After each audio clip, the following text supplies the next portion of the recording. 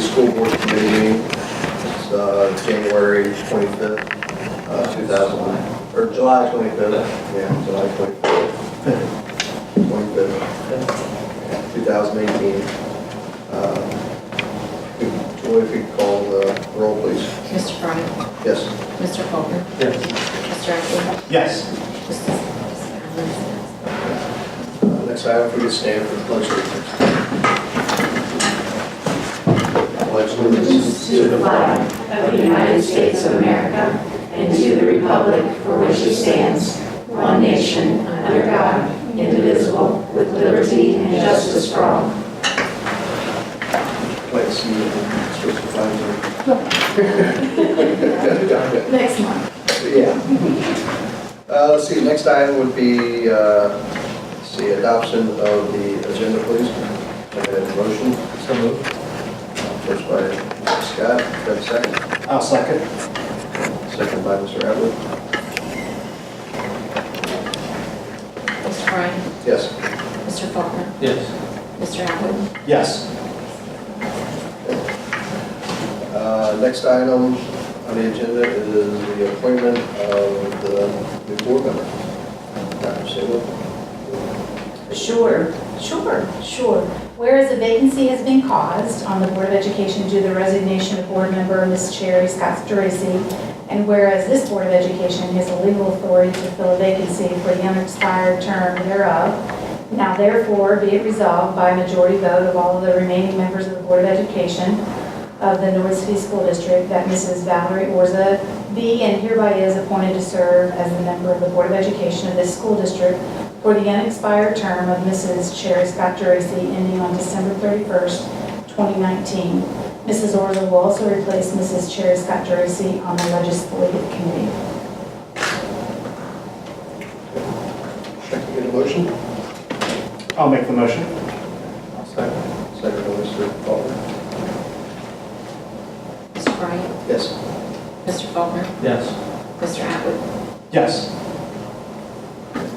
Next item would be the Dr. Sable. Ms. Or, Keehouse? We're actually going to Oh, okay. come out here for pictures. Okay.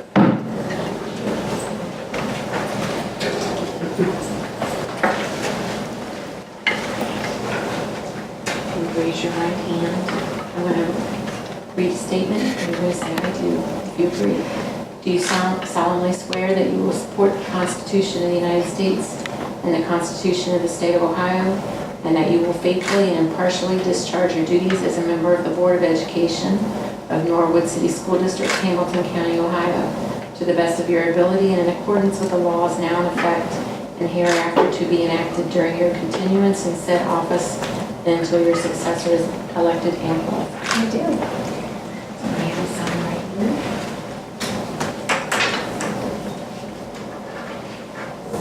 Wonderful. Thank you. Welcome aboard. Thank you.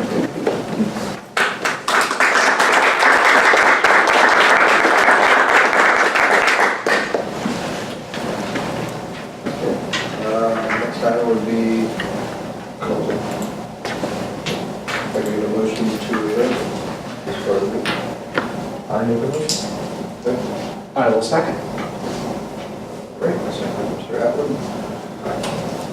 Mr. Bryant? Yes. Mr. Faulkner? Yes. Mr. Atwood? Yes. Ms. Orza? Yes.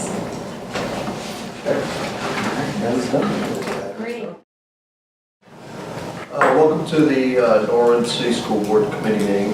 It's Thursday, July 5th. See if you call the roll, please. Julie. Mr. Bryant? Yes. Mr. Faulkner? Here. Mr. Atwood? Yes. Ms. Fallon? Yes. Mrs. Orza? Yes. Okay. So we've already done a pledge, so what we'll do is we'll go straight into the discussion items. Dr. Sable. Thank you, Mr. President. I wanted to give us the opportunity to discuss PACE TV. I think they have videotaped board meetings and committee meetings for many years, as well as Norwood events in our community, and they're located in our high school. And the Norwood Board of Education and the television studio really, truly had a long partnership, and it's been for many years. So this evening, I have with us Steve Greathouse and Tyler Meyer, and they just want to share a little bit, since so many of us are new to this partnership, And I believe there may be a lease that's up, or will be some decision-making, I think, in our future. So I thought tonight would be a great night for Tyler to share a little bit about how they've served us, and of course, perhaps share a little bit about our partnership. Sure. Thanks, Tyler. I have papers. If you wouldn't mind passing Not these at all, down. not at all. Thank you. And I thought I'd start out by talking a little bit about the history of PACE or Norwood Community Television or whatever you call us. It's a convoluted history. We don't really know it ourselves that much sometimes. So we actually started in 1965. I have some video here if I can get this to work. Can you help us with that, Tyler? What does PACE stand for? PACE, actually named for William Pace, who was the director of curriculum at the time. He started the TV station at Williams Okay. with a $55,000 grant. And it was a closed circuit television network, I think just in the school buildings. And the purpose was to produce educational programming to be used in the classrooms. They didn't have the YouTube back then, so. Right. So it was a little harder to come by programming. But they did produce, and here's some older stills. I don't know, these probably are mostly from the 70s. But they hired a couple of guys. In 1966, their first program aired, and that was a musical program at Williams Avenue Elementary. There were 30 students on stage, and the lights were so hot that one of the students fainted on the risers. So I've heard that from a couple of people. In 1979, Time Warner came to Norwood and as a cable thing, and with that we were able to reach beyond just the schools. At that point, we're still school-run, school operation. In 1989, by then they had public access here in Norwood. And I'm not sure exactly the year. In 1989, the TV studio was rededicated as the Pace Telecommunications Center after Bill Pace, who had gone on to become superintendent here. And then in 1995, the organization Norwood Pace Telecommunications Center Board, which were legally known as, that's when they were created by an agreement between the City of Norwood City Schools, and at the time, Tri-State Education and Technology Foundation, and NICTAD, the Norwood Cable and Television Access Board. Those last two are no longer involved, and the Norwood Cable Access Television Board no longer exists. But at the time, we were funded entirely by cable franchise fees, which came off your cable bills, which is a 5% fee off the cable bills, and then there was 75 cents per subscriber, just of the residents in Norwood that had cable. We also got a portion from the school. They paid for our engineer, and then they paid for some maintenance at that time. In 2007, the Ohio Revised Code 1332 went into effect. That did away with the 75 cents per subscriber. Actually, Cincinnati Public Access actually went under because they were entirely funded by that. So a lot of access centers took a hit. And of course, by 2007 and now, public access is not really that much of a thing anymore. We've got computers, we've got YouTube. The technology has changed. But we still get franchise fees. In 2010, our 1995 contract with the school district expired, and then the funding ended there as well. So, What year was that, Tyler? 2010. Okay. In 2014, we upgraded to HD, and then I say the school funding ended, but actually there have been a couple of times, that the school has stepped in and paid for things. The regular funding ended, I should say. And they upgraded our control room to have fiber between the gym and the control room, and then also the auditorium in the middle school, and the control room. And what that did, we used to have to take a production truck out with 3 cameras, and we'd have to pull these heavy cables out, and it was a terrible thing. It would snow on us, and we'd fall off the hill back there and stuff. It was terrible. But now we can do shoots. We rely heavily on a all volunteer crew. We've done shoots this year without a crew. I've directed and run camera at the same time, and we're able to do that with that fiber. because everything is connected. You guys put in an Ethernet cable this year, which enabled me to direct, I was able to control the switcher from the control room in the gym while I hand the camera back and forth. So that our production has gone way up. We're producing more than we ever have because it's easier now.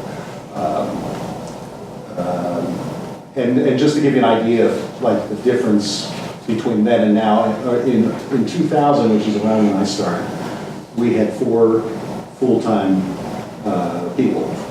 We had an executive director who did mysterious executive director things in an office.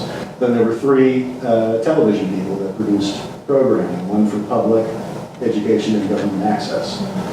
So each station had a separate person dedicated to it full-time, and then we had a part-time engineer that would clean up the mess that we made. And we made a big mess because stuff breaks all the time. And so back then, we had an engineer to kind of clean that up for us. Now, we actually run, you're looking at us, it's me and Steve are the full-timers, and Mary is our part-time office manager, and she makes sure that our company doesn't go under that kind of thing. Pays the bills, important things like that. So just to give you an idea of the difference between then and now. Yeah, at the same time with this fiber and the new technology, and things are getting easier and easier, we are able to produce more and more as we go. And let me show you, actually, I made a little video compilation of what we've done over the past year. And hopefully if I press the button, it'll work. How do you like this? Try it again. You're there. We're going to do that. We're going to click on that, and we're going to unmute you. Hang on. I hear somebody else making music. Okay, let's try this guy again.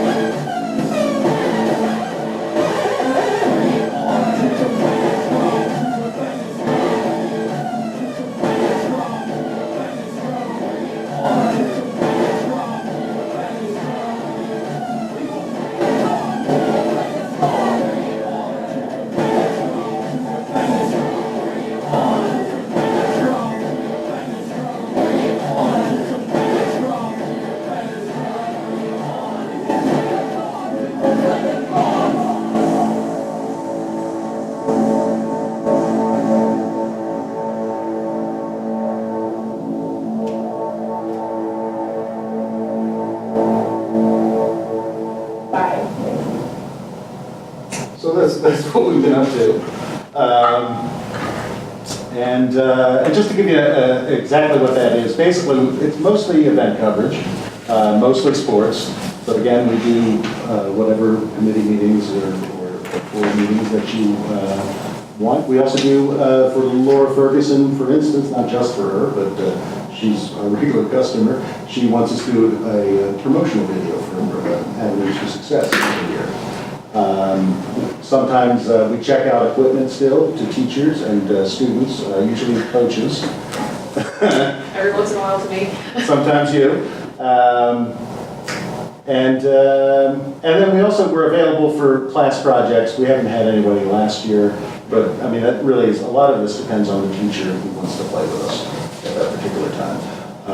Right now, and I don't know if I got the last name pronunciation, but Mrs. Kadesh has been working with us on a talk show. We've done 8 episodes this year, and we're working on, she's got a bunch of different projects, and we're helping her with those.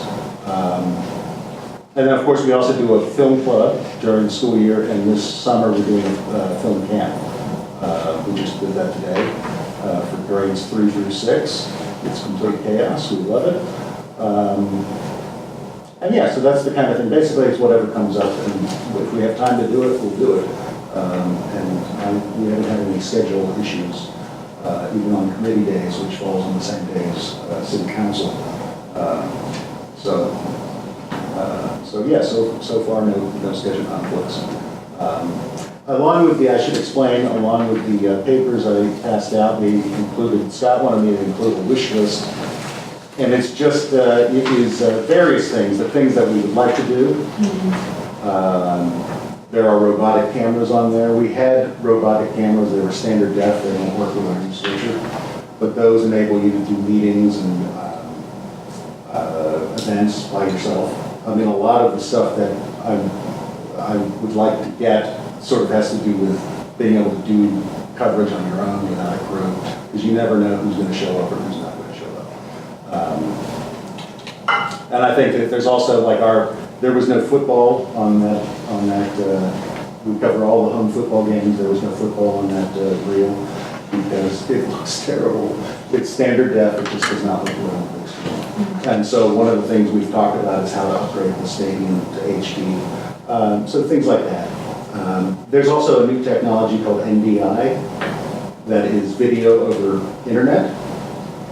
There are converters for this, and so with a converter you can take any camera, turn it into an NDI camera, and potentially, if we were on your network, go live from anywhere in the school or have cameras anywhere in the school, or potentially, the way I understand it, anywhere in the district.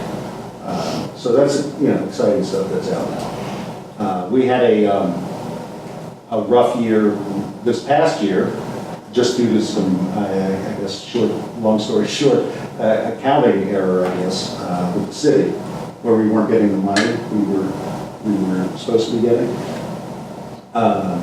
And we actually were planning by this month we were going to go down to 1 person, but we're actually, right now we're going to continue as we are. But we did have a rough year just in terms of like things breaking that we can't replace. So in a lot of our basketball games, you don't see a lot of zoom in because our zoom motors, the battery broke, and we couldn't replace it. So stuff like that. Hopefully now we'll be able to replace a lot of that.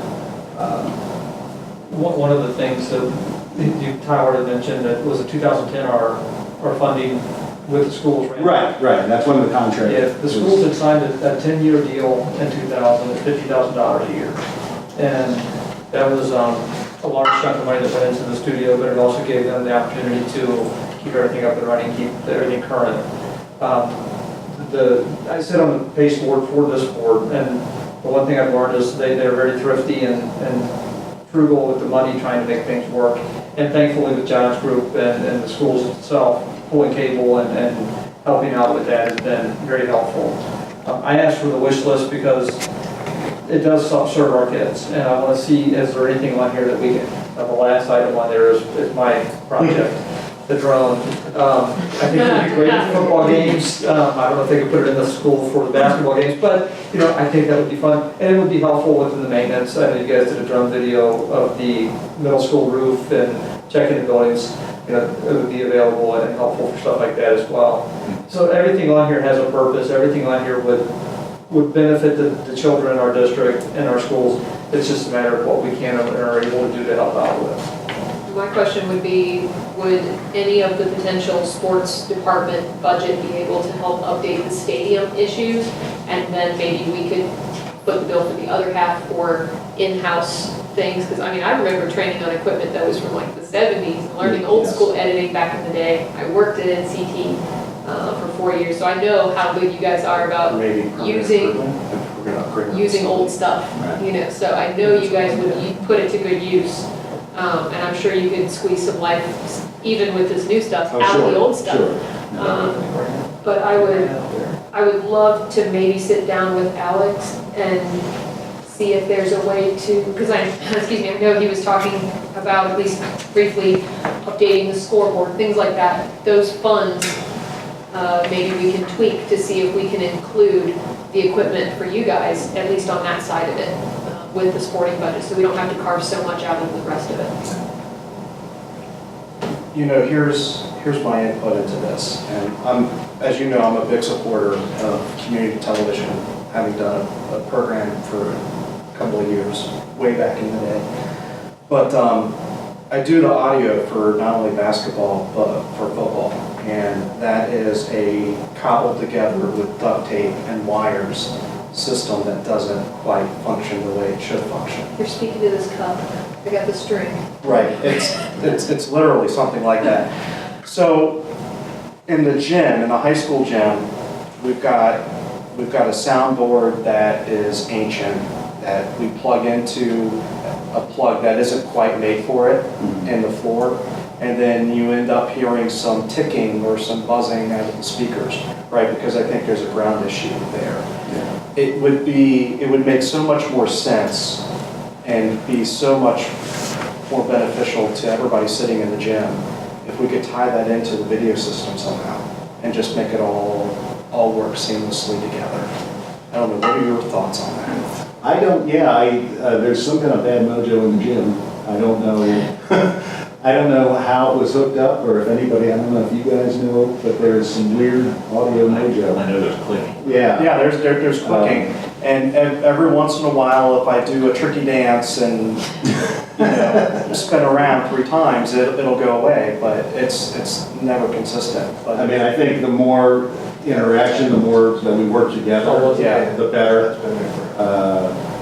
Because I think it's only bad when we don't. Right. And then we go in to do a shoot in the auditorium or wherever, and we don't know.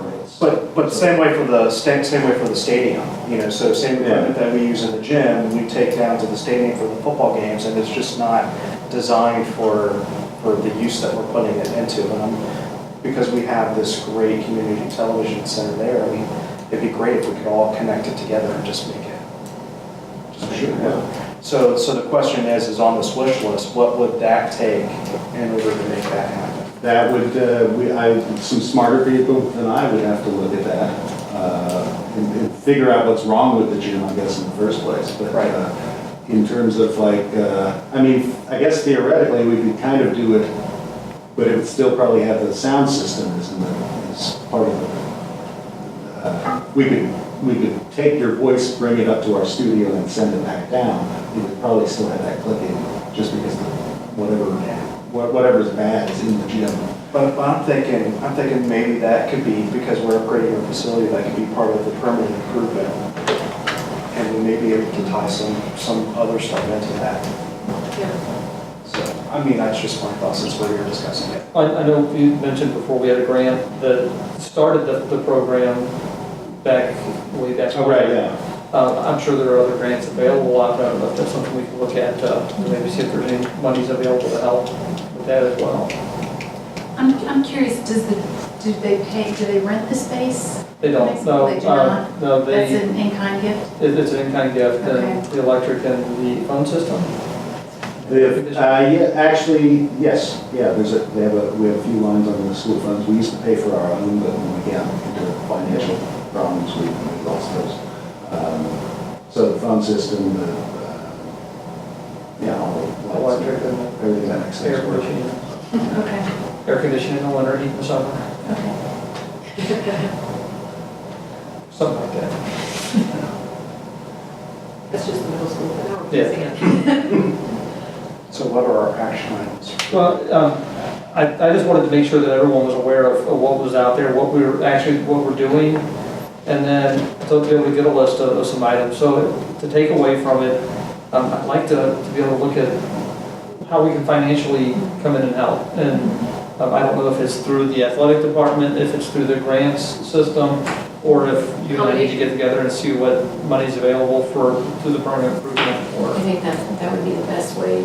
It's typical you have to repair and replace audio systems. Right. They're just with technology changing, so that certainly can be added to the scope of work But we were under for the permanent budget improvement. for I don't now. think the athletic department would have. I don't think they would. No, from what I know about the budget right now with Yeah, you wouldn't have any. It's gonna be tight. Well, Yeah. I'll get with you, Julie, and we'll pull Tyler in and maybe John in as well. See what we need to do. And I think Mr. Grandstaff should be a part of that I conversation I as think well. Randall will be a wonderful person to put in there. Yeah. See if we can't find somebody to find out the source of that clicking noise. Oh, that was back when I was one of the boosters. That's grandfather did. We wouldn't know what to do without the click. Wait. I just wanted to get a video of him doing the dance and the turn. We need the drone for that. So one of the students who just graduated last year had told me that he thought that the clicking was due to an improperly grounded system. I wouldn't, that sounds, it does seem like a ground problem. Yeah. But again, I wouldn't know where to start, where the problem is. But it does seem like the kind of thing that would happen with the ground. We may even have had, a critter or something chew through one of the connection wires. It could be half shot. It could be jumping. True. And, Yeah, remember you gotta pull it. Never know. Yeah. yeah. Yeah, it's true too. Moisture there. But that's all I wanted, to make sure everyone was aware of that. So I'll get with Julie and we'll find your time.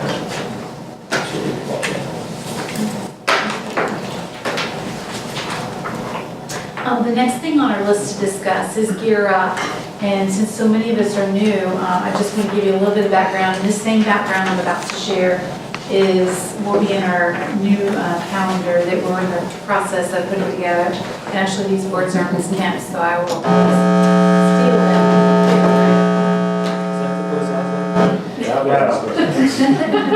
Thank you, Mr. Meyer. We appreciate you being here. In 2014, the district was selected by the United States Department of Education as the recipient of the prestigious Gear Up grant. And the Gear Up grant is a 7-year federally funded program, and it's facilitated by the United States Department of Ed.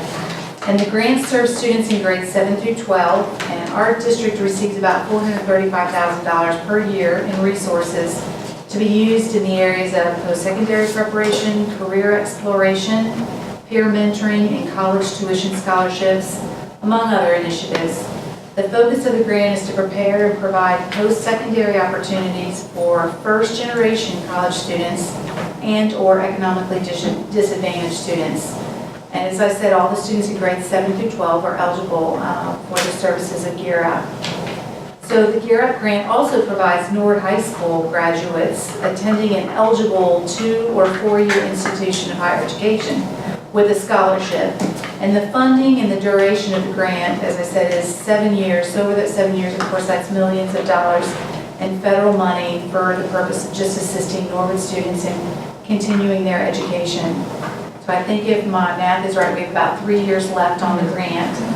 And with us this evening to give us just a year update about the work of Gear Up is the leader, Mrs. Kemp. So thank you, Mrs. Kemp, for coming. Thanks for having me. So I just wanted to take the opportunity, since we did have new board members, just to kind of go over some of the initiatives that we did over the past year and kind of show all the different things that we do for grades 7 through 12. So just this past year for our college campus visits, we were able to take students to 13 different colleges or universities. And this year in particular, we tried to push ourselves to go to some schools that might not be within that hour-and-a-half radius that you typically would stick to on a day, because it's, so sometimes the students were on the bus more than we were on the campus, but we felt it was really important to allow them the opportunity to see a school like Bowling Green or to see Ohio University, because otherwise I might not have the means to ever visit before they apply.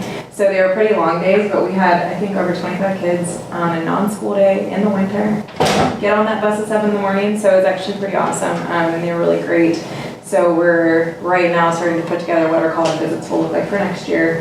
But throughout all of the college visits, there were over 500 instances of students from Norwood stepping foot on a college campus. So I think that is really awesome. And that is full class visits for 7th and 8th graders to introduce them to a college campus all the way up through seniors. So that was kind of what our college campus visits look like this year. And then we also, with collaboration with the guidance department, helped to bring in the college admissions representatives that would meet with our students during advisories in the fall specifically, because it's during kind of high application season. That's sophomores, juniors, and seniors are all able to come to those visits. So we walk around to different advisories and senior seminars and allow students a week in advance to kind of sign up for those. We're using a new system this year to have them sign up, so counselors can actually ask to come to Norwood through our Naviance system. There's a counselor community, so we just set that up last week to see kind of what we get from that, and then we can also reach out to the schools that we know our students always are applying to, and the ones that are good for them to be able to hear from that maybe, again, aren't campuses that are super close to Norwood. So last year we had over 25 college admissions reps that came into at that Brenner Senior Cafe, which I think is in here the shirt now, because I think they're doing some upgrades to its early room. Yeah, so I always think that's great for the kids to, even as 10th graders, to be able to start hearing from some colleges that they might not have ever thought could be on their list. The next area I kind of want to talk about a little bit is the ongoing programming that we do on a weekly or monthly basis. I'm not going to go through every single program. By all means, ask any question if you're not sure what one of them are, but one of the things I'm just always really proud of is our Ignite peer mentoring program. And I know some of you had the opportunity to hear from some of our mentors last fall that presented during one of the board meetings. So we just in May they all interview to be a mentor. So we have, I believe we selected 24 rising 10th, 11th, and 12th graders to be peer mentors. And it's all community service for them. So they're donating their time in the summer to come in and train. So at the end of this month, we'll do our training. And then every Wednesday of the school year, they come in during their advisory to help plan an activity to do with the freshmen. And then on Fridays during advisory, they will actually go into their assigned advisories just to create, the whole purpose is to create just positive upperclassmen to freshmen peer mentoring, so they have a support system, feel part of the community. It might be just a fun icebreaker activity. It could be an academic one to let them know what to expect for finals, or it's just a litany of different things that are meant to engage the freshmen and make them feel part of it. I was really excited to have a lot of 9th graders actually interview be mentors because they enjoyed their mentors this year. So I just think it's a really cool program. I'm really proud of it. We continue to do Dave Ramsey in the middle school, and that's Dave Ramsey's Foundations in Personal Finance. So every month we go into all the social studies classrooms, both 7th and 8th grade, and work with those teachers to do there's 6 different chapters for the middle school Dave Ramsey program. And it can start with just budgeting, learning the pitfalls and what a credit card means, what a credit score is. We did an activity on global economics. So it's just starting to get them to think about what they can actually do now that can really have an impact in 6 years. So learning how to save and kind of how that can, saving a little bit as a 7th and 8th grader can really add up by the time that you're a senior in high school. So it's just an opportunity to kind of start dropping some positive pieces about finances, because we absolutely, I wish I had had a curriculum like that when I was in middle school.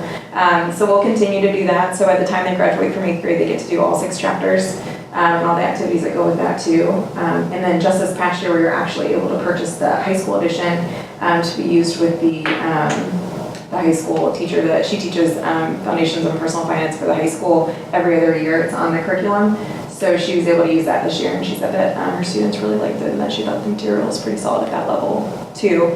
So I had never had the opportunity to teach the Dave Ramsey lessons, but with the transitions we had in staff, I got to be the Dave Ramsey person this spring, and Joe Miller co-taught with me one of the weeks, and the kids really engaged. We do like a Kahoot at the end of the year. They were nailing them. Like they are learning different pieces along the way, which I think is going to be invaluable for them later. The one other programming that I do want to touch on that's a little bit new for this year is our high school to college summer transition program. So I have a new advisor named Caitlin Mott, and she kind of took what I've done in the past and kind of ramped it up for this summer. So with our students that just graduated with the class of 2018, she created kind of a list on Remind Me. It's an app that you're able to kind of keep in constant contact and text your seniors. And she did a kickoff event where she allowed over 20 of the seniors who had just graduated like a week before that actually return to the high school, which we weren't sure how the turnout would be, to kind of hear about the program. So we were able to kind of survey them, see what their confidence level is starting in the fall, what things they still need to do.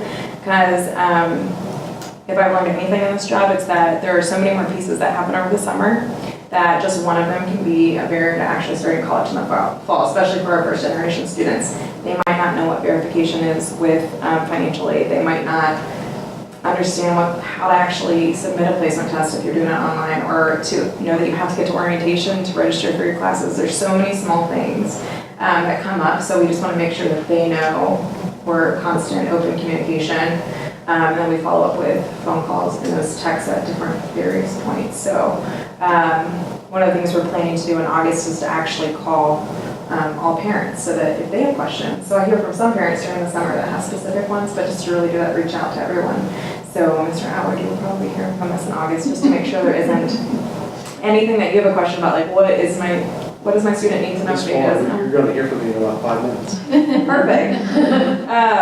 So those are kind of things we're working on over the summer, along with these other programming items.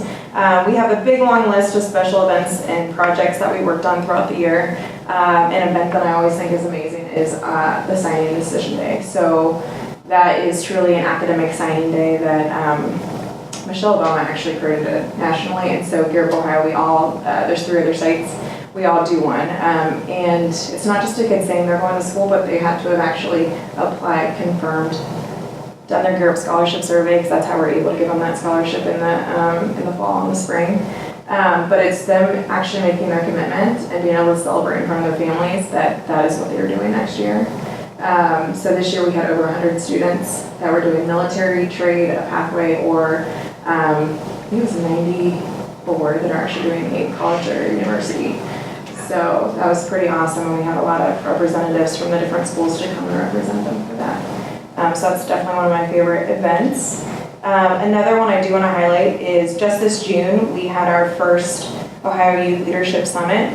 So my state director, Carlos Bing, it was a big passion project for him that he wanted to create a leadership summit where we would bring students from all 4 different Europe sites to a college campus for a 2-night, 3-day leadership development camp. So it was a pretty lofty goal, and we were able to get, each site was supposed to bring 15 students, so we were able to get 16 students to go.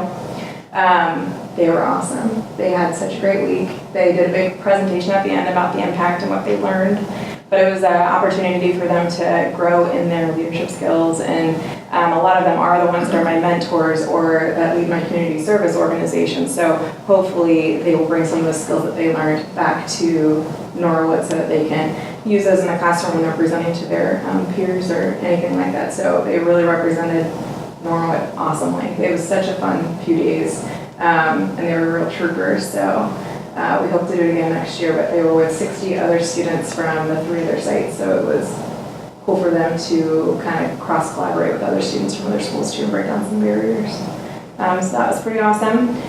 The rest of the things on the list are some things that we've always done. So we've always done like a financial aid night, a FAFSA completion night for parents who maybe don't know how to navigate that process, a Liberty tax night to offer free tax services. So those are things that we'll absolutely continue to offer next year as well. And then of course some of our middle school collaborations, like helping with our 8th grade career dinner projects. and our career fair day with the middle school too. The second blue column you see on your sheet is just a reminder of kind of those post-secondary college and career advising services that we do offer to our seniors and juniors, because a lot of Caitlin's job as a senior advisor is doing those one-on-ones and those small group activities with students to make sure that they kind of understand the post-secondary process, because they definitely, you have to hit deadlines along the way, or you're gonna miss some important pieces of it.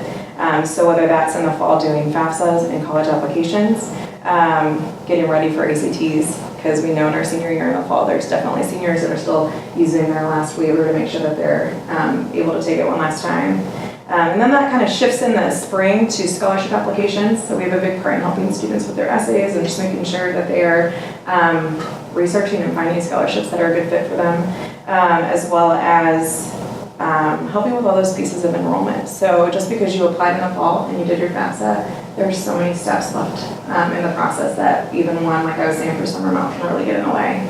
So if you don't confirm by May 1st and you're not doing your placement test, signing up for orientations, reviewing financial aid letters, because those can be very foreign looking to a lot of our parents. So I really love when I get to speak to different parents in the spring to help kind of navigate that process, because I know when I was younger, my dad didn't know, I didn't know. We learned as we went and kind of hoped for the best. So it's nice to be able to be that resource now for students that we have in families.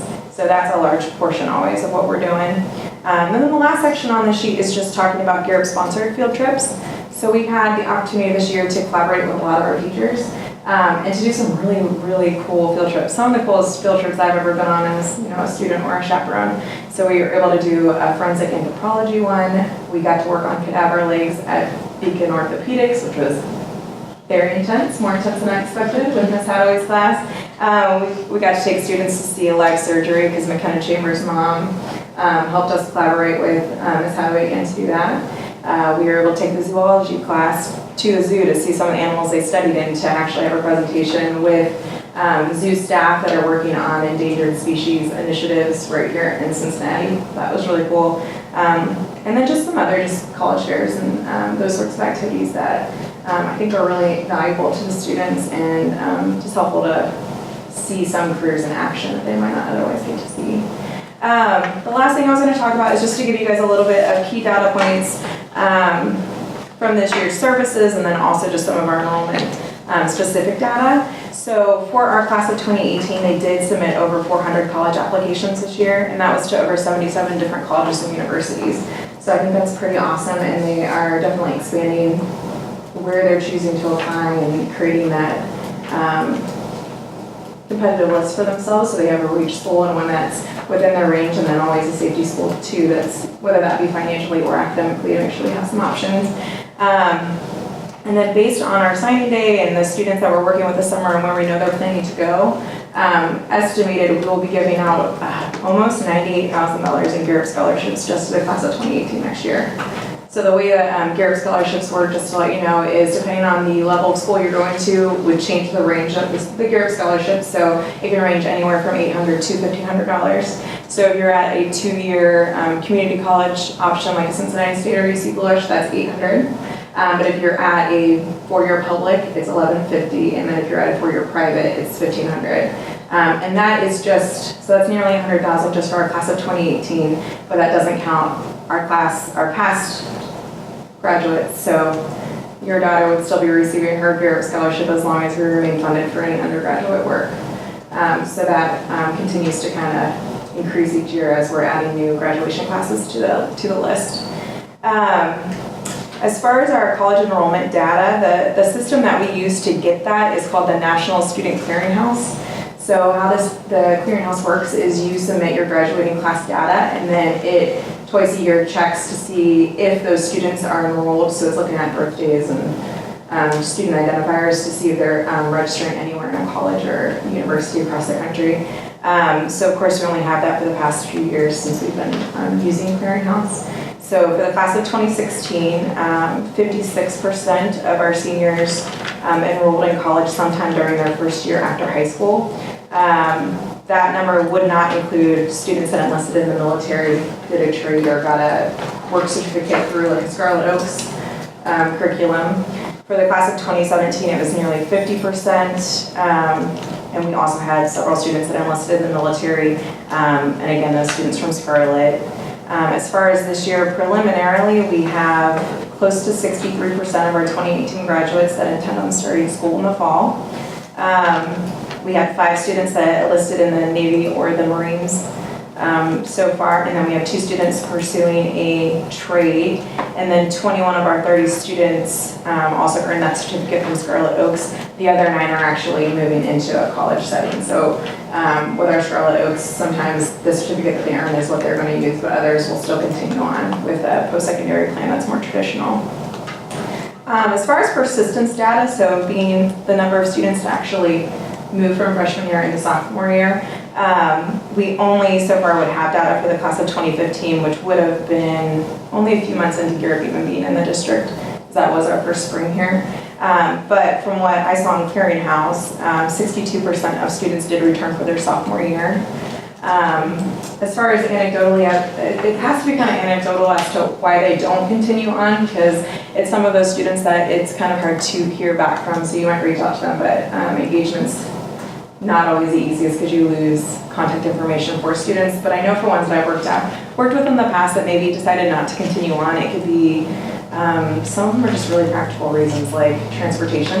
I had a student last year that absolutely became an issue, financial burden of not being able to afford college, or their family needed them to work and they needed money for their family. So I've seen that be a reason, as well as maybe students just not feeling ready or feeling like it was their time to be in college. So if I've learned anything, you have to meet the student where they are. So if you're going to be successful in college, which is really hard for a first generation college student, you have to be ready to go. So we always make sure that they know, even if you've already graduated, you can come back. So even just this past week, I worked with one of our seniors from 2 years ago that is ready, is finally ready to do that type of work. Or I had a student from class of 2017 that FAFSA was just not right. He was like, called me on my cell phone, didn't even know he had it. And I was like, hey bud, I hadn't heard from you. And it was one of those things where I was like, well, let me log into your FAFSA and take a look. And he had just not done it correctly because he just doesn't understand the process. So we were able to get it all worked out, and I think that absolutely will be something that will help him be able to be ready to go in August. So we kind of hope that those are always, the students know that we're always still available. So hopefully that's apparent to them. We definitely hear from some of them every year, which is always really happy and good to hear how they're doing. So that's kind of all I have. Does anybody have any questions about any of the pieces on the sheet? I do have a question for you. With regards to campus visits and bringing in administrative representatives from college, different colleges, do you guys work with the athletics departments at all to try to coordinate those college coordinators to come into the school, meet with our athletes and Gear Up students? Some of our Gear Up students probably are athletes as well. Is that something we might be able to coordinate for our We student certainly athletes? could do a better job of coordinating it. In the past, it's usually been the AD that has been more specific with the students that were interested in a certain school. So that was definitely not always something that was on the same page. Now, we do know a student has added that college to their list in Naviance, which is the system we use to kind of track college applications and schools of interest. Then we will always, anytime a student has that list, make sure that student's coming down to hear the academic side of the college as well, because it has to be not just a good athletic fit, but one that's financially reachable and then academically reachable too. So in that regard, but not so much in collaboration, but I know we do have an NUAD this year, so I think that it's an opportunity. Yeah, it'd be a really good opportunity, because I would love to see these kids who are getting the Garrett Scholarship and who may be eligible for other sports scholarships or anything like that, be able to take advantage of them and also make it easier on both of you guys, so you're not bringing in the same reps 2 separate times or whatever, then they have to meet with them separately. Just, you know, have it be a really nice coordinated event for our student athletes. Would be kind of cool. Yeah, definitely. And we actually this spring for Gear Up did a PD in Columbus where they brought a bunch of athletic directors from different colleges together to do a panel for Gear Up staff. And they had mentioned being open to coming to different high schools to actually do an event where parents and families could learn about eligibility requirements, the different levels, whether that's NAIA, Division 1, 2, 3. So that's definitely, I think, an area that it's constantly changing. So just getting educated on that consistently, especially with younger grades, to know what you need to be doing now is super important. That was something that I was hopeful to reach out to the new AD to do in the fall as well. Keep us posted. That's Yeah. Interesting, thank you. So I haven't had a chance to share with you my experience because I just had a son who just graduated this year. So in the previous years, we noticed that there was a lot of communicative activity going back and forth. So we would get emails from Gira all the time about stuff that was happening, deadlines that were coming up. And so we were really looking forward to this senior year of really interacting with Gira.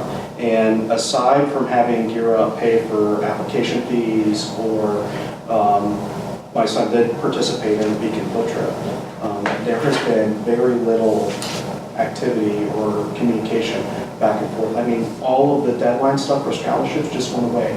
We got no more emails. And I didn't know about the app or the stuff that for the summer program going into college. The perception is, and this is my perception because I lived this and I went through this, is that Europe worked with a very small number of students heavily. And a larger portion of the students were just kind of on the outside edges. And because of that, the taste in my mouth with Gira is not the best.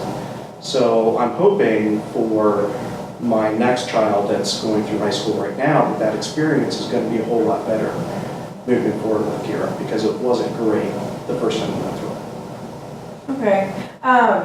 We did with, so Aaron, I do know Aaron he had a senior seminar. He was actually one of the students who was pretty on top of his college application process. Yeah. Actually, I loved Aaron because he would actually help his friends with their applications or when they had questions, because he kind of had been through it and had a parent that kind of knew how to educate him on it. So I guess I beg to differ a little bit, because we were in every senior seminar every day.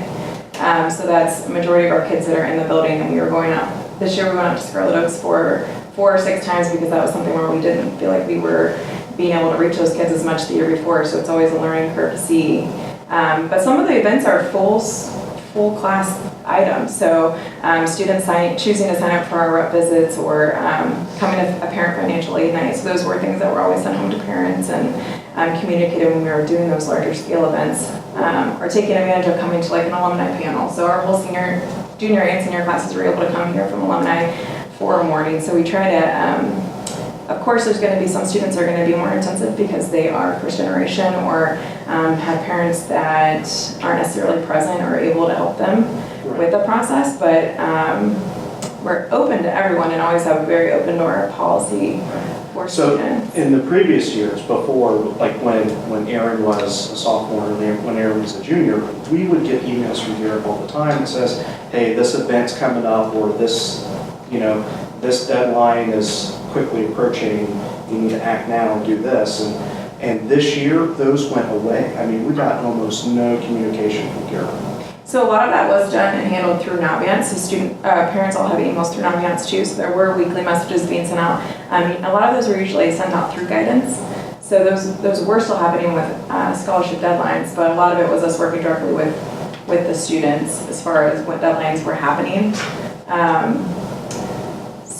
So maybe an opportunity for improvement moving forward would be, I know you're working directly with the students, but keep the parents in the loop. Make sure those emails are getting to the parents of those students, because sometimes students may have a tendency to, yes, I know that deadline's coming up, but that's not top priority for me right now because they don't know better, right? So that communication between Gira and the parent structure, I think, failed this year. I'd like to add that Ms. Kemp allowed us to add a few questions to the graduating class survey. So typically we have not been part of an exit survey and asking students specific questions, and there were a couple areas where I wanted to know from their perspective. And then if of course it's just before they graduate, when they're feeling really good about leaving Norwood and starting the next phase of their life. So we know from the beginning that we want more participation. For example, what I'm about to share with you represents only 72 students that completed the survey. And clearly, we need to double that, actually by a little bit more. But I will share, one of the questions that was asked is, will you be a first-generation college student? And 60.6% of them, which is 43 of them, said that they were. They also shared that they would be living off campus, which is with their parents likely, and that was about 58% of them, or you could say 40 of them. The other thing I wanted to share with you is that I was curious about lunch, because lunch is something that we want to improve. We want more of our students to eat there. But a number of them just said they didn't like, 42 of them said they just didn't like the menu choices. And then of that, 33 of them just said they don't eat at lunch because they're not hungry at that time. They did say, and I'm happy to report, that they thought the food service staff was very friendly.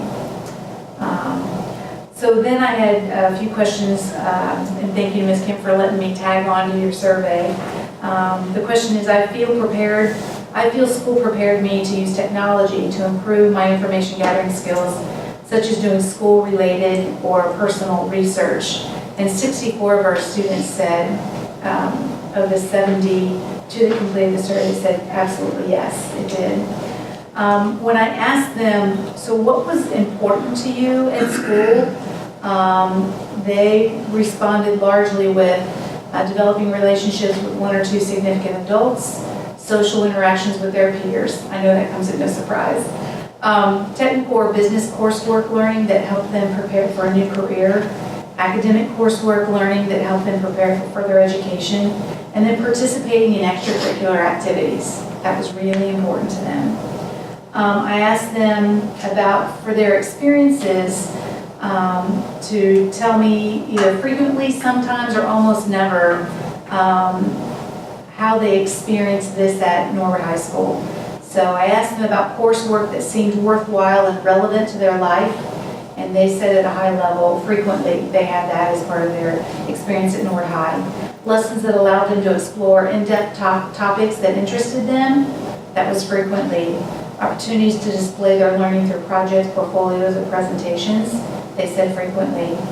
Opportunities to apply what they were learning to complex real-world issues or problems, that was frequent.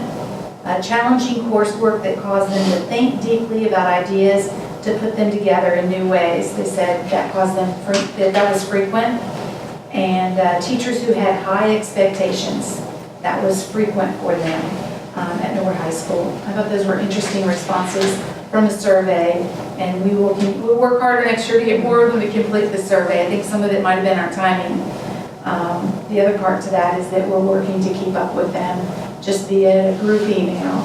I think we emailed them right after they graduated. And so we're wishing them well, and we want to stay connected because they are our alum group. So thank you, Mrs. Kemp. We appreciate you. Do you have a question for that, the exit survey? Do we have an entrance survey? Because I know back in the day, we used to do an intro survey of what do you expect for your senior year? What do you hope to accomplish this year? We don't. Could that be something we might start to look into? Absolutely. Get our kids to help us develop Helps you get a what they need baseline. and plan for. Yeah, and I think that what year. sometimes is the difficulty is that we have a large population that are in Success Academy or out at Scarlet Oak, so to get them to actually log onto their Naviance and do, whether we're emailing them or texting them or when we're out there telling them to do it, it's not always as easy. So the 72, it's the majority of the students that are actually in the building right in the month of May that were able to complete it. So we can absolutely do a better job of finding ways to reach out to the students that aren't physically at Norwood High School's campus to get a higher one, but we could absolutely create some type of intro service in the intro survey in the fall that the students can complete to give us some baseline. We may want to do that with incoming freshmen, like freshman orientation, submit an intro survey. We do, in fact, actually do a fall, as one of our Ignite Mentor activities early in the fall, they do an 8th grade, and that did not happen this spring because we've been in a lot of transition with Gear Up where we were really low staffed, so we were kind of pushing through to get events done.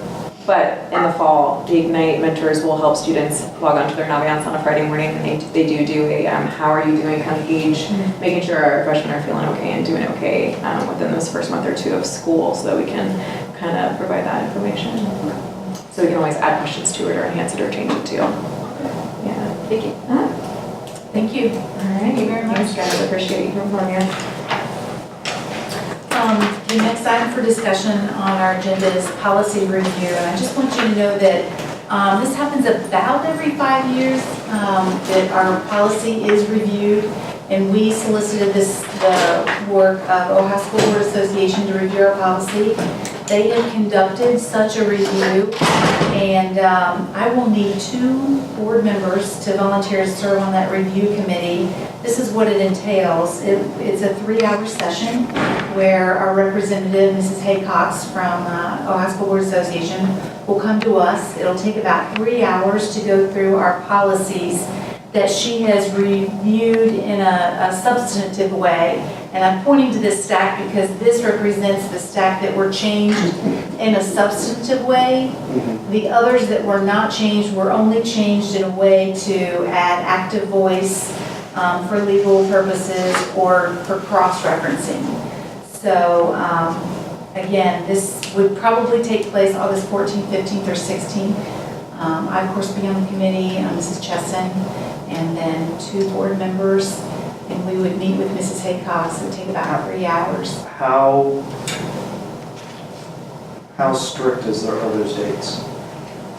Well, The reason why I ask is as the policy member, I'd want to be there, but there's an extremely high likelihood at this point that I may be in Brazil okay. on those dates. Those were the dates that she gave me. I'm sure we could move it to later in August. Okay. If we If certainly she's- want you to participate. Yeah, if we want to look at moving the dates around, because I would really like to participate. Okay. So I have 1.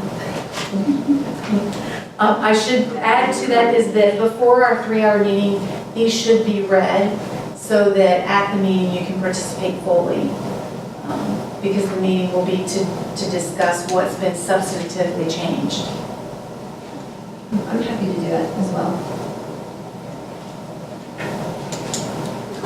All right, so now our challenge will just be to select a date. Great. All right, great. The next thing on my list is construction update. And we are making progress with the reconstruction at the middle school. At our last meeting together, which was a formal board meeting, I shared that we did discover a pipe in the attic that runs the length of the west wing in the main section of the building that had asbestos. And the best approach was to contain it due to the ongoing construction. And we just want the community to know that for many years, we have worked with Environmental Enterprises Incorporated, and we will continue to test and respond with their recommendation to contain or remove asbestos. So we are working to have the entire building tested so that construction can move according to the schedule without delay. And because of the large pipe, construction was delayed, especially for some trades on the roof and in the attic area where they would need access. So we're in the process of considering our options as to when and how to get back on track, just ensuring access to all of us in August. So I know Mr. Peter is here with us tonight, and he can share what he sees actually taking place in the West Wing. Well, I want to start with what's out in the parking lot. Okay. You may have noticed if you drove past the parking lot, I believe it was Friday of last week, we had a crane out that was lifting equipment up onto the roof. We've got condensing units. They're just too big and bulky to go up through the building, so we had a crane there.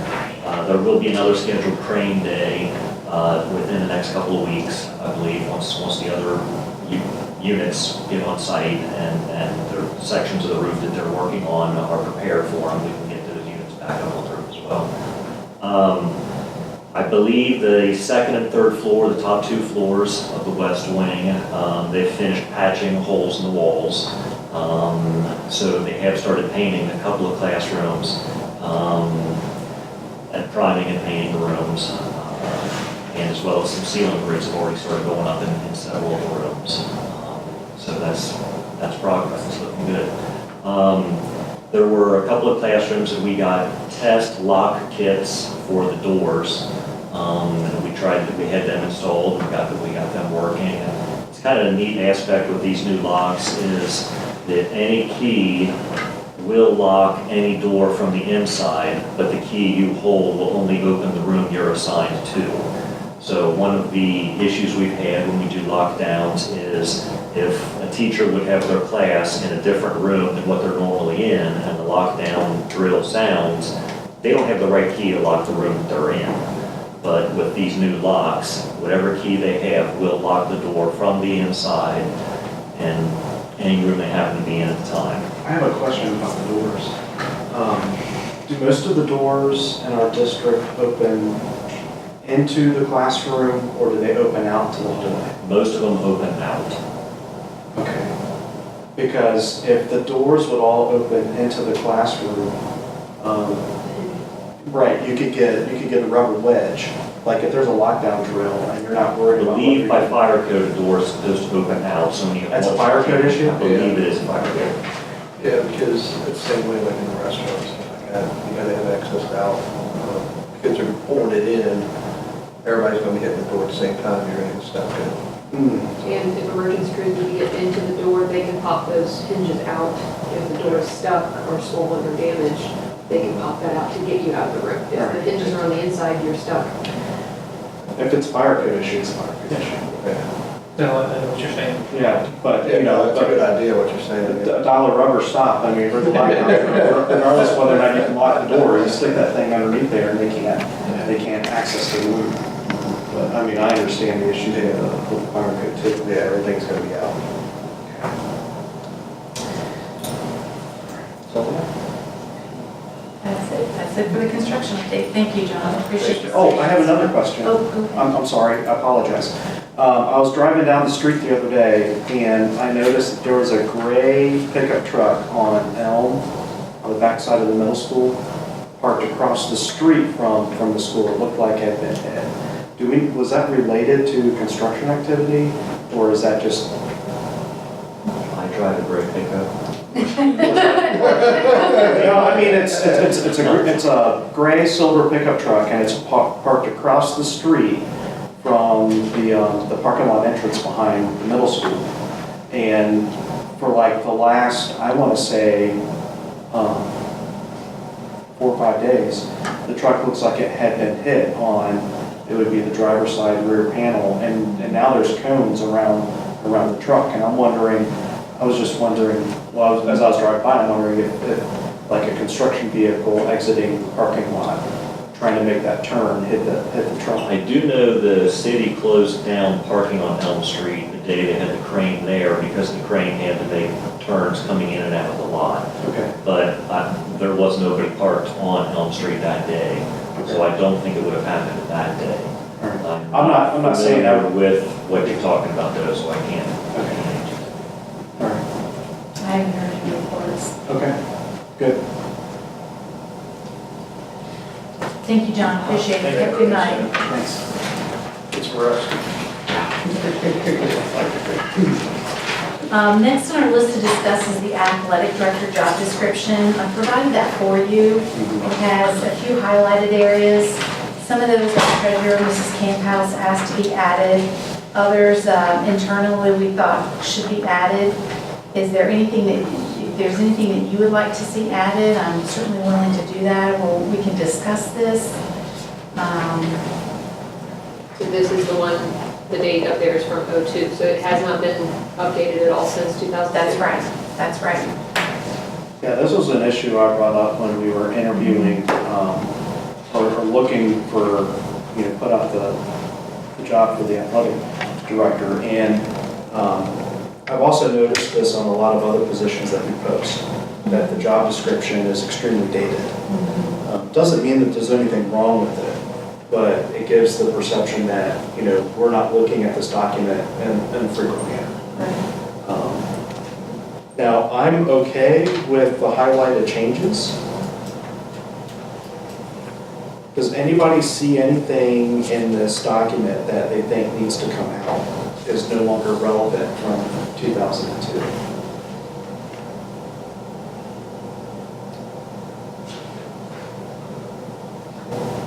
I don't, other than that, I think with the highlighted changes, I think it's good. A lot of it leads together since it's not bullet pointed. Is there one here that talks about coordinating for scholarships and college visits, things like that? More eyes than mine.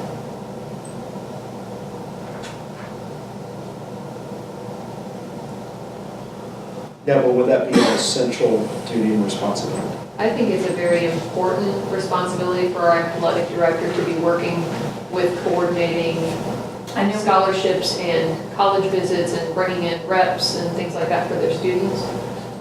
So I'd like to see that be made a priority here. That We usually did.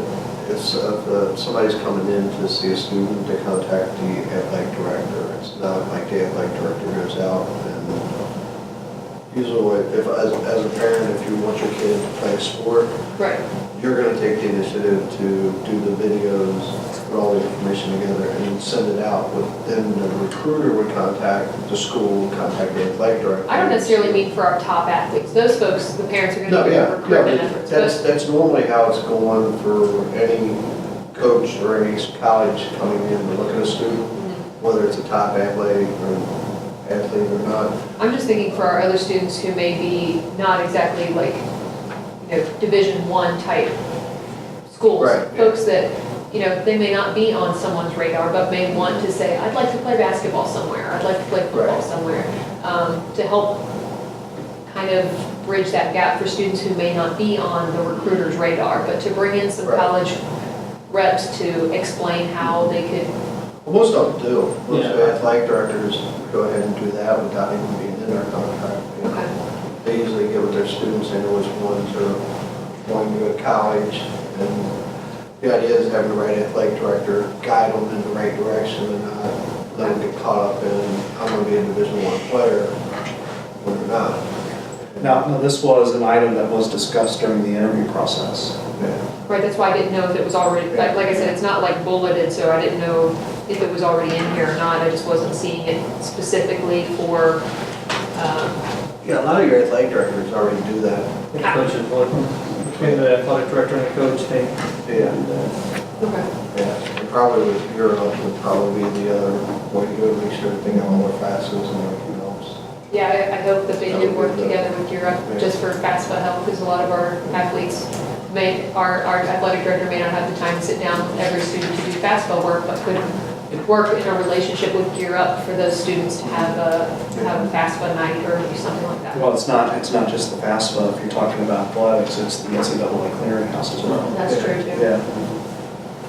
Yeah, I think Alex will be doing a lot of that. I think you'll see a different turn on. That would be the only thing I was wondering about is should that be included as a duty listing of working with colleges and helping with, scholarship needs and recruitment needs.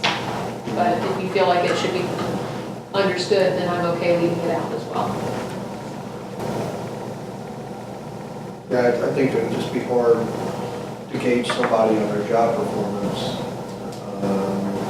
getting the kids into college, as far as, being able to say it's for you, because you might be at a school, or you may have a whole class of kids that. I don't mean acceptance rate, I meant setting up the Yeah, but you know what I'm events, saying, yeah. offering the opportunities, educating your players on how to apply to those Yeah. schools that they're not, maybe, like I said, maybe not a Division I player, but being able to offer those resources to your student athletes to say, all right, guys, this is what I want to see you do. I hope these meet your goals. Here are the opportunities. Yeah. You can't come to me in May and say, I didn't offer up A, B, C, D. And usually kids would do that ahead of time on their Okay. own, normally. Okay. They'll start talking to coaches, they want to go to college and they want to play this, and they usually, they gotta take the first step, and then usually most of the coaches right now pretty much helps them with the athletic director. Okay. So we're looking at the athletic director job description right now.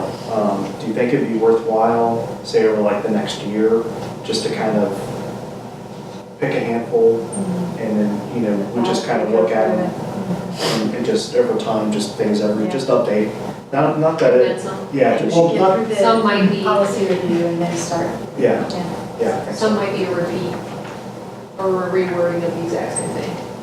So, just so we can get rid of that 2002 date. They were pretty Oh, much is done that really all at easy? one time. There's Any 10 changes all the thereafter, Yeah. have just been one at a time. I think it's added new jobs, or we've had to update things for other reasons. So they were done all at once. All at once. Mhm. And then anything that has occurred, we've just made changes to new positions, or like in this example, it's a perfect time to take a look at the job description and see that it accurately reflects what you want this person to keep working on. But Correct. yeah, Yeah, okay. you get this certain flavor, like when you do them, you should do a lot. Everyone who's in a certain class, you do those all together. Because they're all related. They're all related, yeah. Yeah. That makes most sense. Yeah, I agree. And a lot of times it's under supervision of like OSBA too. They'll send out templates that are all updated and you can just tweak them a little bit. Right. So that's a little easier than going through all of them. We did it at the same time of, I would say, like 10 other districts in this region. Okay. We all kind of started working on them, and even now, we're part of groups that are saying, we're beginning to update, could everyone share theirs again? So there's a lot of sharing so that it kind of reflects what this part of the state thinks is a high ticket item for these jobs. So- Right, that way, regionally, everything looks similar, so like one district isn't doing something completely out of. And they don't, no one wants to really be out of line, they want to be pretty consistent. No, I understand. Yeah. I do notice that on here, it does say that they're assuming responsibility for maintenance of up-to-date knowledge of technology utilized by the district, so that, just by that description alone, I think we could tie that back in with the needs that we have with the TV production part of it, ensuring that the fields and floors are ready, set up, PA system, all of that's listed here, so I think just given our descriptions with how we do the athletic department, I think we would be able to easily tie at least that portion of our budget in with the athletic department budget for the technology side. So we may want to coordinate that with him, have him sit down with that meeting. We were talking about having Tyler come in and sit down with the numbers. I think Alex should be in on that I meeting. think we'll be. Okay, Yeah. just to help with the budgeting for that. There's a great deal of fundraising that needs to take place in our athletic department today, to get back in black. Yeah. This could be a really neat opportunity for sponsorship too, like if some local businesses wanted to sponsor the scoreboard, sponsor the PA system, sponsor the new cameras or something. Heck, we could have the drone sponsored by somebody. Things like that would be really unique opportunities to upgrade our system in the field or at the gym as well as out at the stadium. If you're ready, I'm ready to move on with our final item for discussion. You mentioned to me that it might be behoove us to just acknowledge all our work and conversation, dialogue that takes place on behalf of the board at a committee meeting. So Mrs. Campass and I collaborated on this statement that you would read aloud, the board president would read aloud prior to board meetings, just to inform those participants, those in attendance, the work that had taken place prior to that board meeting. And of course, as you read that, we're willing to adjust, modify. We certainly would want your approval prior to giving that script for you to read.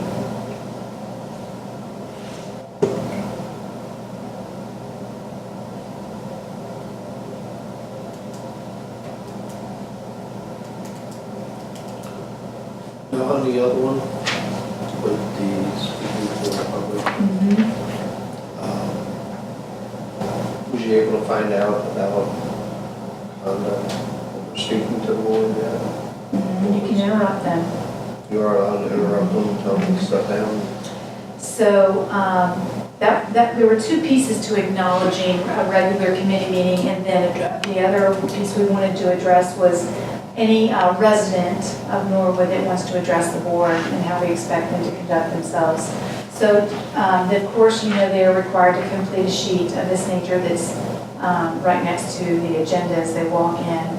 At the bottom here, I want to refer to, that's exactly what I typed and shared for you below on our draft. I did add what you see in highlight there just prior to the start of the meeting.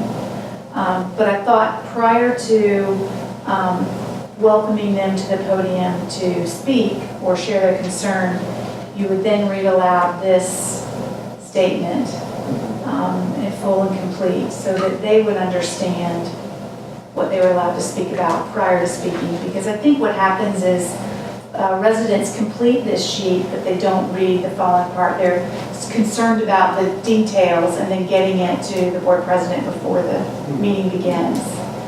That they don't think about what public participation at board meetings does require. That's a board decision if you want it to remain the same and just add, what's in highlight, or keep it as is. We can also, Mrs. Cambax and I discussed, just simply embed that into the online document. As some of our things are embedded, we could do that on both of these acknowledgements. It's just whatever you prefer. No, I'm fine with that as far as part of this started me. My concern was when we're at the podium, that we don't run into what happened at the last meeting. We just need to have We're square allowed to tell them stop. You can't tell them to stop. You There's can't a, tell them to stop. there's a whole procedure on how to redirect when things get out of hand at a board meeting. And I'll get you that information and you can just have it flagged for you to carry. So you know how to say it. It's just it's a 3-point process where you're just redirecting back to business. Okay. I do want to make probably a wording change on the first paragraph, if this is something that's going to be read regularly. Okay. I would just add that on the third line there, our agenda for the board meeting typically held on the third Thursday, because occasionally we do move those meetings. I would just say typically held on third Thursday of each month. So that way somebody isn't going to show up not knowing of the Right. change and wonder For why we're not example, there. this month is theirs. Exactly, so Yeah. for example, this Not month. a good exemplar. Right.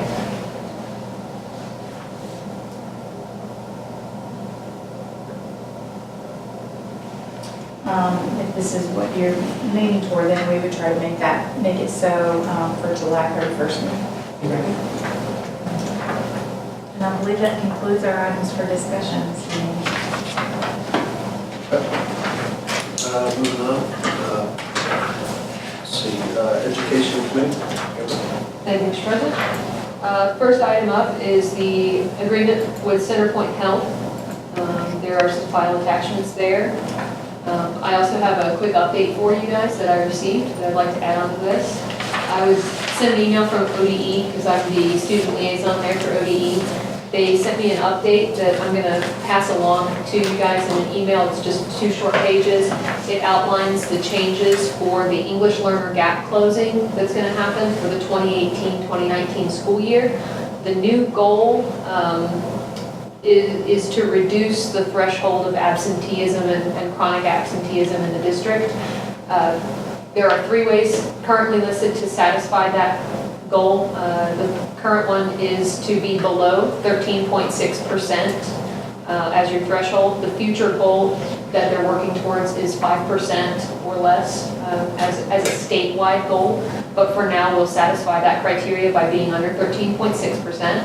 Another way is if we already have that current number, we're already below 13.6, to show a 1.1% improvement on our numbers from last year, or a 3% average over the last 2 years. Any of those 3 criteria will satisfy us with the state, again, with the goal being working towards a 5% absentee goal.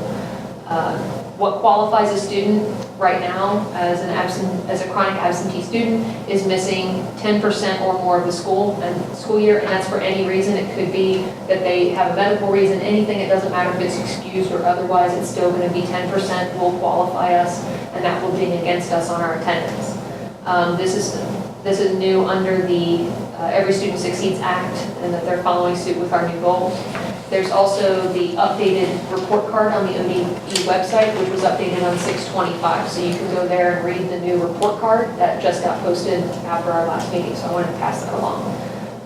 Those are my only ODE updates. So If there are any changes to our absentee progress or anything like that that we may want to follow this next school year, those would be numbers I'd like to look at for 2018, 2019. And that's it. All right, thank you. So I have a question on the item that's actually on the agenda, and that's the Center Point Health. Yes.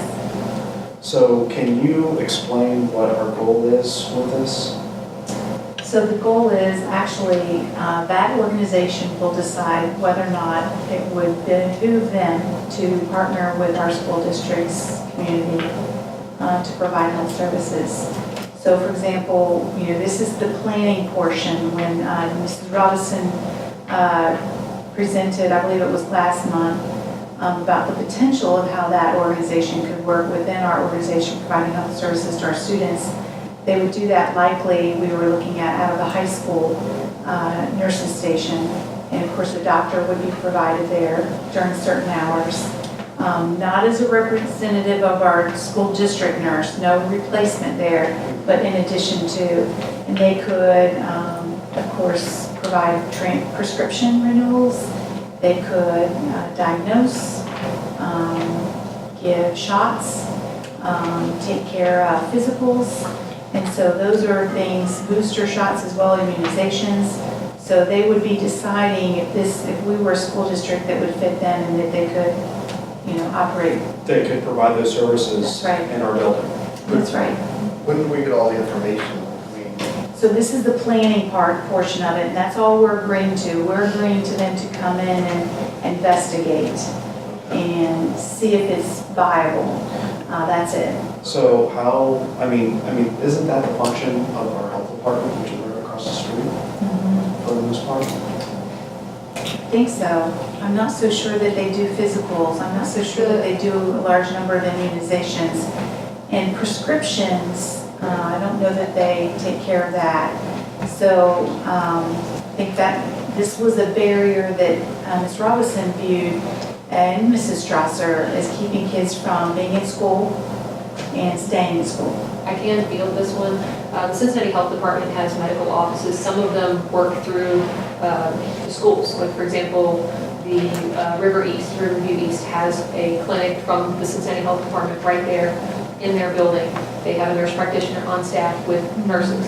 Our health department does not have the medical resources or the ability to do regular immunizations and follow-ups, and they cannot seek prescription medication. So if a student were to have an absentee issue, let's say they have regular medical treatments, let's say they need a nebulizer treatment pretty much 3-4 times a week. If they don't have medicine in stock, the nurse can't administer, even if they've got another med sitting in the office. They would have to have that student taken out of school to go home to get that medicine, or if mom's not home to go get that refill, they can't seek that medication. This would allow them to automatically refill that student's medication and meet that need on site. We have the setup because of how our clinic is already shaped like a doctor's office.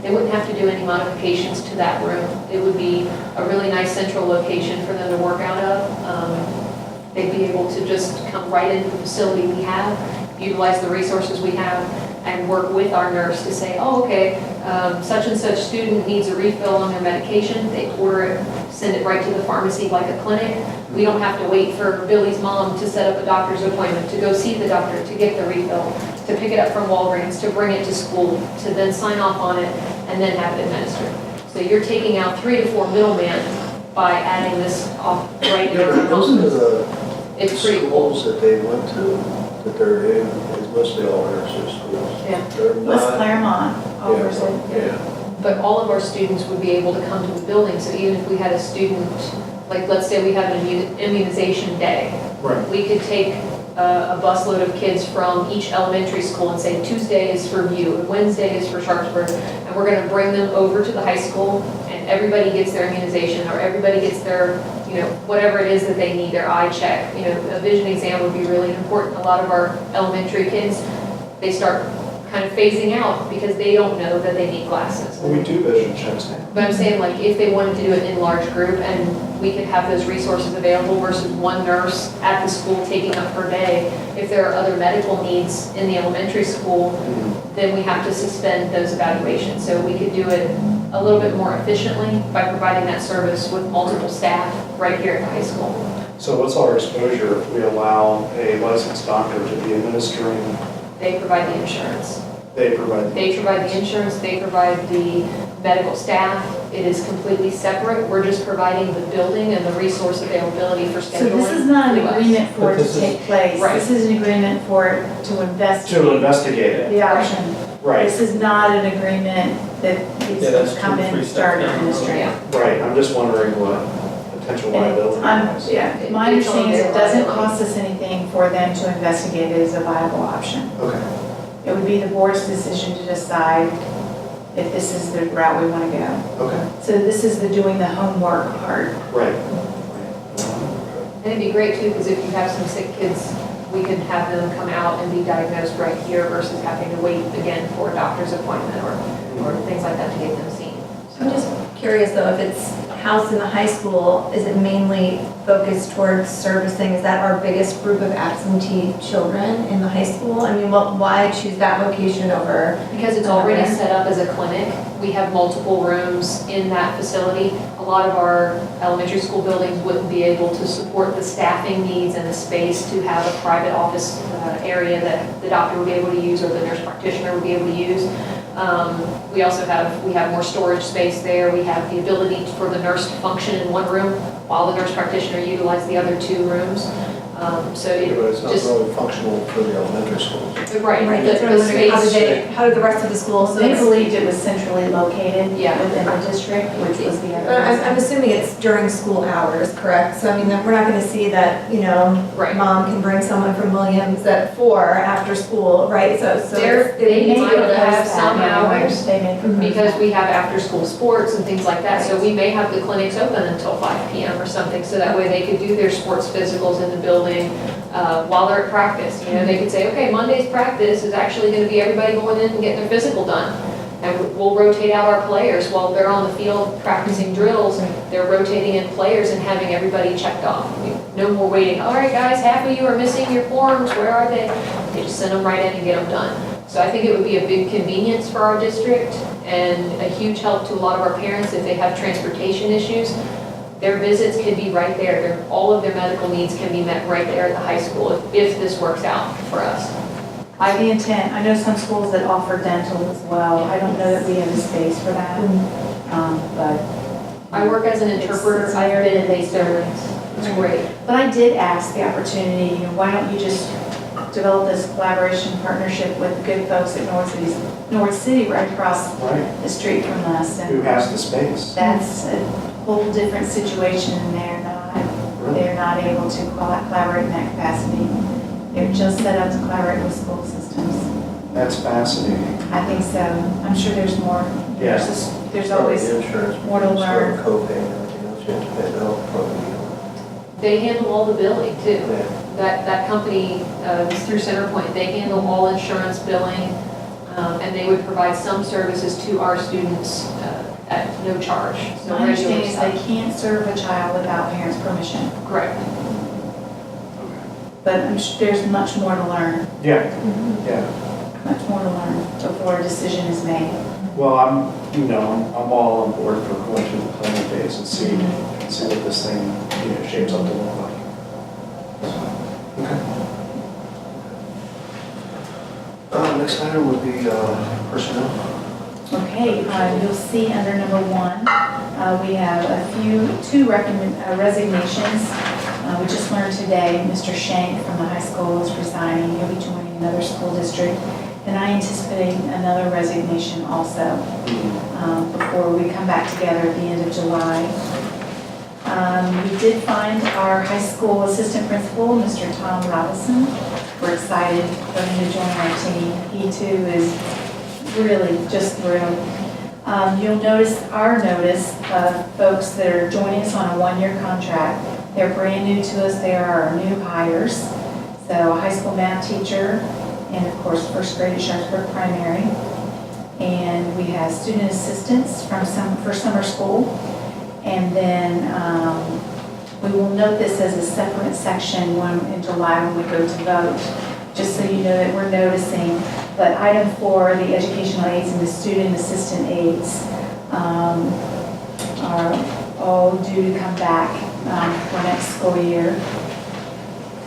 And we have approval of the stipend. Our deans of students have always received a stipend. And a correction to our June 21st agenda. We wanted to make sure we got the year right, so that's a correction to the year.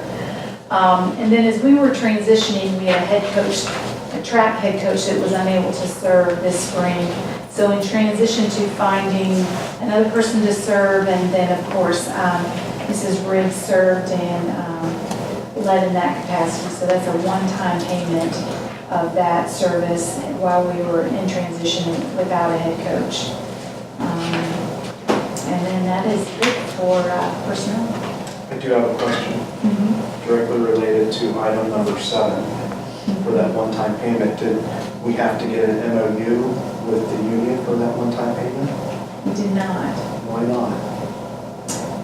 Essentially how it took place is she believed she was the head coach, and she believed she was acting as head coach. And actually the head coach position had, for girls, had been divided between 2 people. And there was a third person serving as an assistant coach, and that assistant coach actually resigned halfway through the track season. So we found Ms. Riggs was serving, trying to take up the space from that person who was not able to make track practices, and then serving, well, the head coach, the boys' head coach. And it was designed under the boys' head coach to kind of take care of all of track. Right. But you know, in that person's absence, the shifting of roles, and then of course the whole of one person not being able to serve the second half. So essentially what we did was we took that one person who resigned, that amount, and reassigned it in that role. So I have an issue with this because we had to go through the process of getting an MOU for what I think is a related incident earlier in the school year. Do we want to discuss that now, or do we want to maybe move this to an executive session discussion? I think we'll use that for the executive session. It may be, that's why I'm asking the question. Yeah, I think we need to move that. But my intention on this, if we have to vote on this before we go into an executive session, I'm voting no. Yeah, so we gotta be consistent. Right. We have to be consistent. That concludes the recommendations for personnel. Okay. So let's see, policy. Mr. Evans? All right, so luckily this month, we have no new policies to amend or read. However, the state has been busy over the summer. Yeah. Just recently, the state passed Senate Bill 216, which directly affects, or will affect here in the future, in the near future, teacher evaluations as well as changes to statewide testing. So we're going to see some stuff moving down the line on that. Question on teacher evaluations that I have, are anything that changes there, are we going to have to go back to the NTA to get it approved, or to get them to recognize? There won't be an MOU. There won't be an immediate need because it doesn't take effect for this upcoming school year. It's a transition time. So 2019? Yeah, so we'll have time. In our master contract, it says what we're allowed to do. So it doesn't say you must use this, but by that time, the policy will be rewritten too, so it will remove shared attribution, which is something we've embraced. So there's time. Okay. There's time to make the right adjustments. Okay, all right. So no new policies to read for this month or approve. So we got spared that, but I'm sure here in the next month or two, we'll be back at it. Let's see, next item will be buildings and grounds. The only thing I hear going is Girl Scouts, Western Ohio, we use the cafeteria on Thursday, September 13th. That's pretty much it right now. Finance Committee, Scott? Yes, sir. We'll have our standard monthly reports for the meeting. I'm guessing when the board docs come out, they'll be on there kind of early in the month, so things are tied up there, I'm sure, and it's not going to do us any good to get it right now. Right, there are none right now. And then the delegate and alternate for the OSBA Capital Conference. Traditionally, I believe that was Ernie. They ask you to appoint an alternate and a delegate, and they're pretty firm about getting that as a board member. Oh, okay. I thought that was, I'm thinking of another one now, so, okay. What is it? It's always the second week in November, third week in November. Second or third. I can look it up real quick because I'll put the dates out. It's a good conference to go to if anybody's interested in it, but that's another whole discussion. This is just the alternate and the Yeah. delegate. Well, I'll be the delegate of the finance committee, if that's okay, and then we'll get an alternate. I don't know who would want to be the alternate. It is November 11th through the 13th, which with some high-profile keynotes, as I see on their website.